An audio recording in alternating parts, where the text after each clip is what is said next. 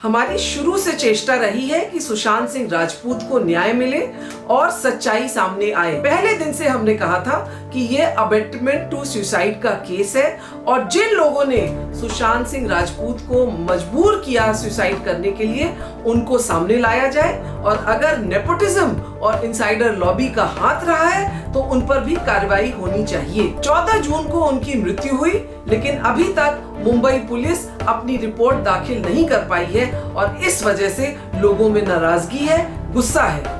लेकिन कुछ vested interest बीच में आके इस सुसाइड केस को, अबेटमेंट टू सुसाइड केस को मर्डर का रूप देना चाह रहे थे। मेरा सवाल है कि उनके क्या हिडन एजेंडास थे, उनके क्या वेस्टेड इंटरेस्ट थे, वो किनको फंसाना चाह रहे थे जिसके लिए वो झूठी झूठी बातें फैला रहे थे। और आज जब सुशांत के फादर ने पटना में एफआईआर रजिस्टर की है तब उन्होंने अबेटमेंट टू सुसाइड की ही बात की है, जो साफ दिखाता है कि जो मैंने अपने पहले वीडियो में आपसे बात की थी अबेटमेंट टू सुसाइड की, वो सच थी। करीब 45 दिन बाद सुशांत के फादर अपने दुख से बाहर निकलकर आगे आए हैं सुशांत को न्याय दिलवाने के लिए। उन्होंने अपनी एफआईआर जो पटना में दर्ज की है उसमें लिखा है कि रिया चक्रवर्ती ने उनको उनके बेटे से दूर किया। सुशांत के पिता को ये भी दुख है कि जब रिया चक्रवर्ती जानती थी कि सुशांत की मानसिक हालत नाजुक थी, उन्होंने लॉकडाउन के बीच में उनको छोड़ दिया और उनका क्रेडिट कार्ड, लैपटॉप और पैसा लेके चली गई। उन्होंने ये भी कहा है कि उनके बेटे के अकाउंट से 15 करोड़ रुपए मूव किए गए और ये बात एफआईआर में उन्होंने लिखवाई है।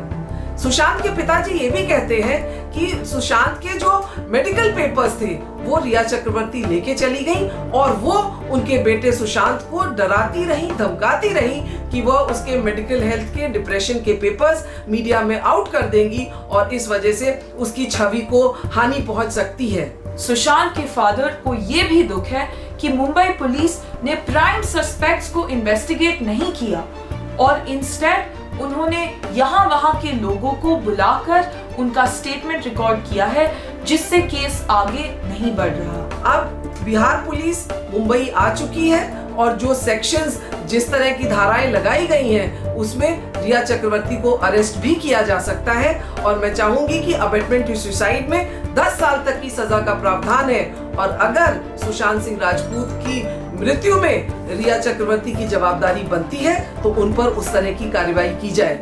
न सिर्फ रिया चक्रवर्ती बल्कि उनके सुशांत के 5 और सहयोगी का नाम भी एफआईआर में दिया गया है और ये सब बातें अब सामने आएंगी। बिहार पुलिस ने कहा है कि वह मुंबई पुलिस से स्टेशन डायरी और बाकी डॉक्यूमेंट्स मांगेगी। सीआरपीसी में ये साफ लिखा हुआ है कि 2 स्टेट की पुलिस अगर काम कर रही है तो उन्हें आपस में मदद करनी चाहिए, लेकिन ये केस बिहार से मुंबई आना पड़ेगा या मुंबई के केस को बिहार जाना पड़ेगा, क्योंकि जब केस आएगा तब एक ही जगह पे इसकी सही ढंग से कार्रवाई हो सकती है। तो ये सब देखते हुए मुझे लगता है कि शायद महाराष्ट्र के मुख्यमंत्री इस केस को सीबीआई को ट्रांसफर कर दें और जब अब 2 स्टेट की पुलिस आ गई है तो बेटर होगा कि सुप्रीम कोर्ट इसको संज्ञान में ले और इसको सीबीआई को ट्रांसफर कर दे। लेकिन ये बात सीबीआई की नहीं है, महाराष्ट्र पुलिस की नहीं है या बिहार पुलिस की नहीं है, ये बात सुशांत सिंह को न्याय देने की है और ये बात मर्डर की नहीं है। जो लोग मर्डर की अफवाह उड़ा रहे थे, मैं चाहूंगी उन पर भी कार्रवाई की जाए, क्योंकि आप इन्वेस्टिगेटिव प्रोसेस के साथ खिलवाड़ कर रहे हैं झूठ झूठ बातें सोशल मीडिया पे फैला के। यह भी देखा गया है कि सोशल मीडिया में फेक वीडियोस लाए गए हैं गलत एविडेंस बनाने के लिए, इन्वेस्टिगेशन को गुमराह करने के लिए। जिन लोगों ने इस तरह के फेक वीडियोस डाले हैं उनके ऊपर भी एफआईआर की जाए, कार्रवाई की जाए, क्योंकि इस तरह से इन्वेस्टिगेशन को गुमराह करना सरासर गलत है। अभी तक पोस्टमार्टम रिपोर्ट आ चुकी है। पोस्टमार्टम रिपोर्ट में एस्फिक्सिया ड्यू टू हैंगिंग के लिए लिखा गया है। विसरा रिपोर्ट में भी साफ साफ लिखा है कि कोई फाउल प्ले नहीं हुआ है। मुंबई पुलिस अभी स्टमक वॉश और नेल्स की जो रिपोर्ट आनी बाकी है उसका वेट कर रही है, लेकिन फिर भी मुंबई पुलिस ने समय बहुत ज्यादा ले लिया और जिस तरह हर किसी के स्टेटमेंट रिकॉर्ड कर रही है उससे लोगों को लगता है कि कहीं ना कहीं इस केस में सच्चाई सामने नहीं आ रही है, देरी हो रही है और शायद इसी वजह से सुशांत सिंह के पिता ने पटना में एफआईआर दाखिल करी।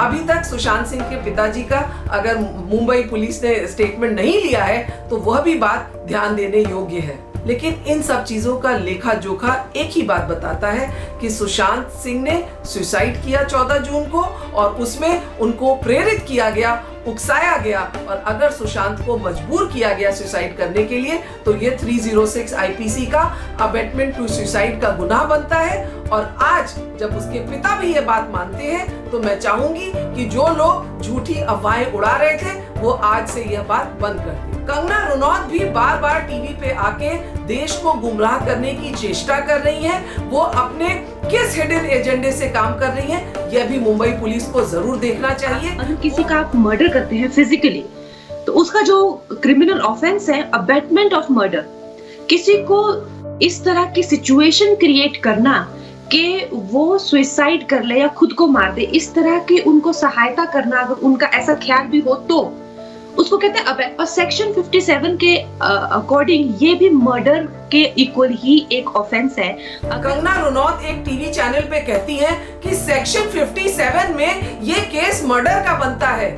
मैंने कोई सेक्शन 57 देखा ही नहीं, चाहे वो आईपीसी में हो या सीआरपीसी में हो। तो मैं चाहूंगी कंगना रनौत बताएं उन्होंने कौन सा सेक्शन पढ़ लिया जो हम वकील नहीं ढूंढ पा रहे हैं। You are celebrating a mediocre film and somebody like Lakshmi Bai's role I have done, somebody like Alia Bhatt, such a mediocre actor for 10 minutes role, flaunting a best actor trophy. My ex from 2013, where we've broken up in 2013, he comes and he does a stupid case on me. Karan Johar goes to London School of Economics. Openly, that is in public domain, please see, openly he declared that Kangna should leave the film industry. And you know what happens? There are applauds there.